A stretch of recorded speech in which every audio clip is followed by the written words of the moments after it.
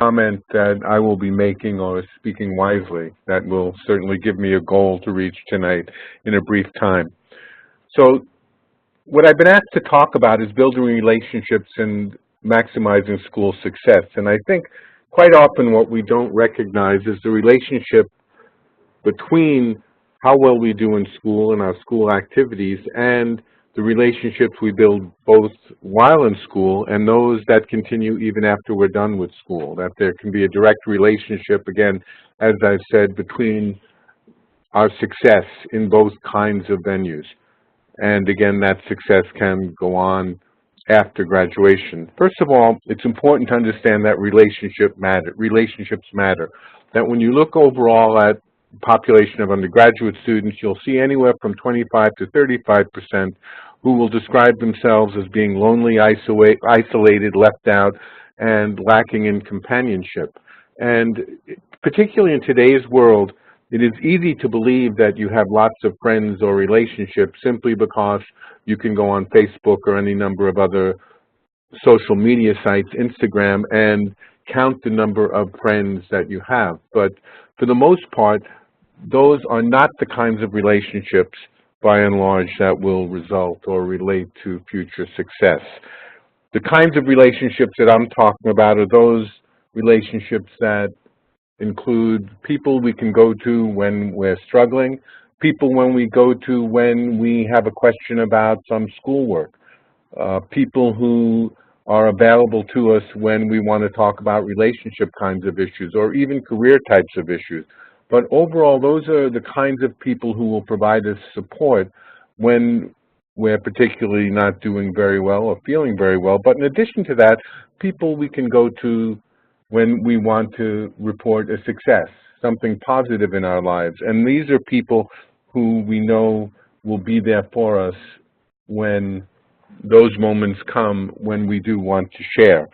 So it becomes very important when you look overall at the data and the information we have available to us that we not isolate ourselves and that we look for methods and ways to build those relationships.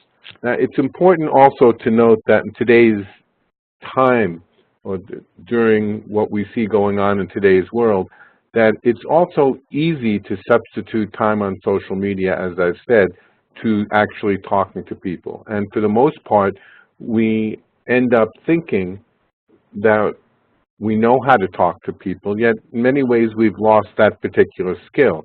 We spend time texting or writing short messages to people and getting short answers back, but that's not the same as actually being with someone and being present with that person, which again results in very different outcomes. So the critical piece is to figure out how to build relationships and to figure out ways and places where we can make those types of connections. Now, oftentimes when you go to undergraduate school, we don't look at it as, in that transition, as a potential time for a fresh start. A time that we can do things differently than the way we may have done them in high school, the way we may have done them with our relationships at home. We have a new opportunity to present ourselves to new people.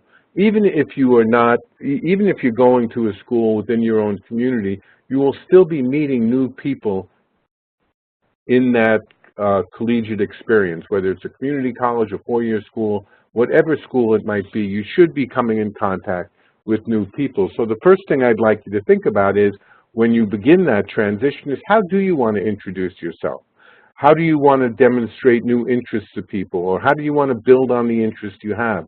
For example, if you play a musical instrument, is there a way to connect to people even as you enter university or college or community college and use that musical instrument as a way to meet new people? If you're interested in politics, do you want to get involved with some type of political campaign?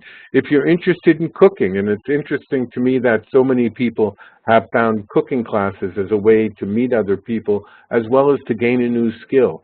So the critical piece is that you begin to think not necessarily what you've done in the past, but what you can do now that will provide you an opportunity to meet new people, to construct your life in a way that you'd like to take it into the future, not so much hanging on to what you might have done in the past. And I can give you a few examples of this kind of activity or behavior that will then support you presenting yourself in a different way. So there was one individual I know who wanted to present themselves in a very different way when they went to undergraduate school. So they decided that the way they would do it would be to experiment for a week or two in high school with a new name. So her name was Rebecca, and she decided, and she was called Becky in high school, and so she decided that she would go by Becca when she went to college. So she introduced herself to everyone there as Becca. And the outcome of that was she began to see herself presenting herself to others differently, that she had an opportunity to be this new persona, to talk about things in maybe a way differently than she had in high school. And she assumed what she considered to be a more professional type of personality at that point, while still getting close to people. She wasn't Becky any longer, she was Becca. Now, of course, that became an issue later on. Once she graduated college, then there were a whole group of people who knew her as Becca, and a whole group of people who knew her as Rebecca and Becky. And it's interesting because all of those different groups will tell different stories about her. But the issue becomes that she used this as an opportunity to actually present herself in a different way. And I think that's what became important to her as she transitioned to college. Now, the other thing that we don't oftentimes think about are that the relationships we build in college can also continue on after school, after we've graduated from school, and we can look to networking with people who may help us get jobs, who may help us get promoted, who are people we want to be with. So don't believe that these relationships that we're building happen to end at a particular point in time, because there's a good chance if you get close to people that they can continue. One of the sadder things is that with the large number of people feeling lonely and struggling with building relationships, that they feel isolated and shut out. And as they become more isolated and more shut out, more marginalized, one of the outcomes of that is that they may suffer from depression, or their mood may be altered. At times, and for many people, they become suicidal or have suicidal thoughts.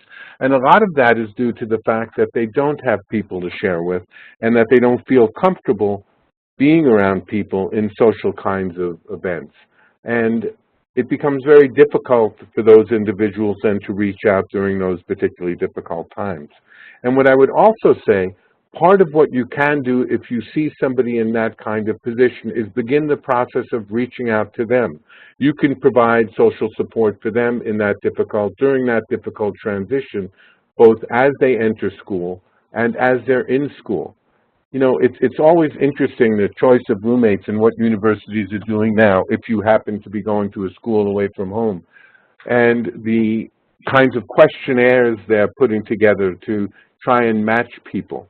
And what I can tell you is that roommates will have direct impact on how much you study, the kinds of food you eat, and other friends will also have a direct impact on many of the choices you make, where you hang out at night, whether you go to an athletic event if you're interested in athletics and you only network with people interested in athletics, or you begin to do other kinds of activities on campus and begin to network with people outside of those who you may typically have met in the past. It just becomes absolutely critical to reach out to others in a variety of contexts. And again, if you see somebody struggling, begin to talk to them about their particular struggles, because I think that can be helpful to you in some ways, but more importantly, or just as importantly, helpful to them. We know that young people are more likely to graduate if they do have relationships. Now, the average number of relationships that people have are between 3 and 5, and when I'm talking about these kinds of relationships, they're particularly close. They represent people who we can call at all hours, again, as with our successes or with things that we're struggling with. They're people that we can count on. The issue is, how do you meet them? And I assume for everyone on the call and everyone you talk to, you will have a variety of places that you go to meet people, to build relationships. The critical piece is to not isolate yourself and begin to do the things that are necessary to make those kinds of connections. And once you do make those connections, to do what you can to continue to seed them, to continue to develop them, not letting them drop just because there may be something more convenient to do at the particular moment. Because I think what you'll find over time is that those 3 to 5 people will become important parts of your life in general. And they're not that easily replaceable, and it takes time to build those kinds of relationships, and you need to give yourself the time to devote to those particular activities that have you come in contact with people that you truly like being with.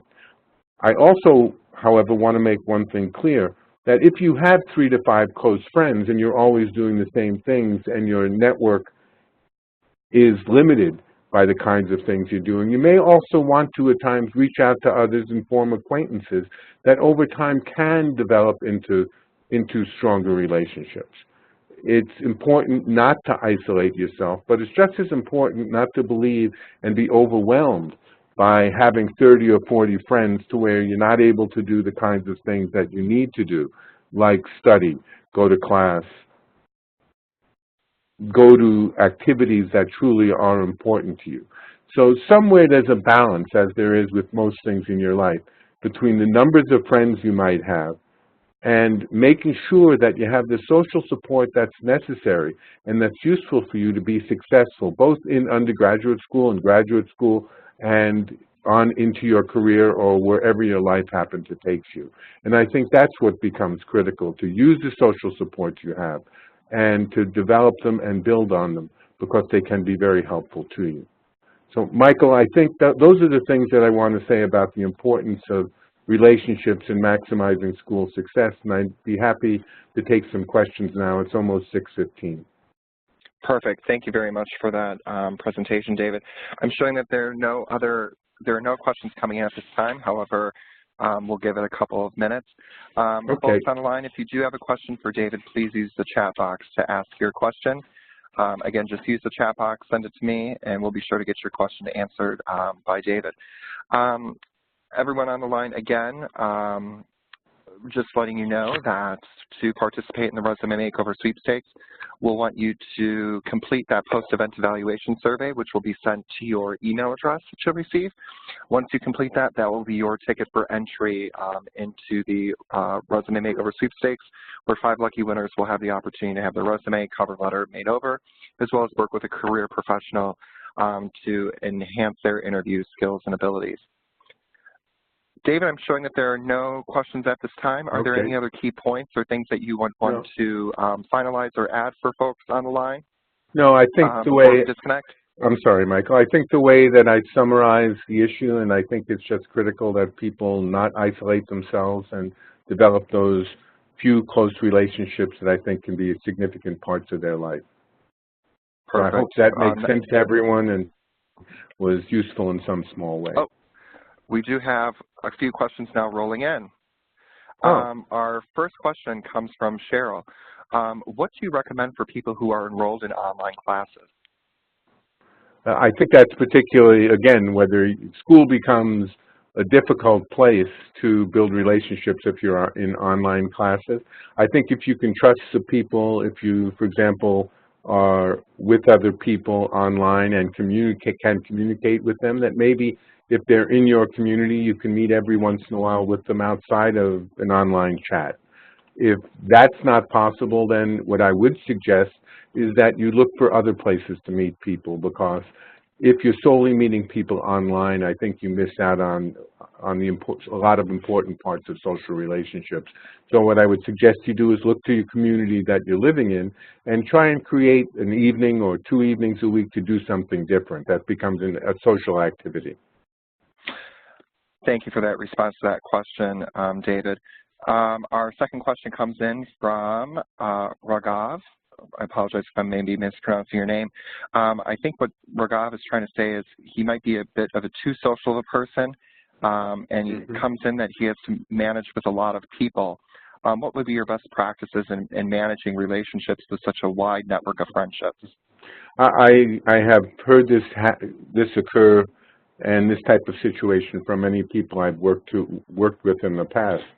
I think one of the hardest things to do for people who have many social relationships is to begin to say no to some who they can't hang out with, or to not overwhelm themselves with those relationships.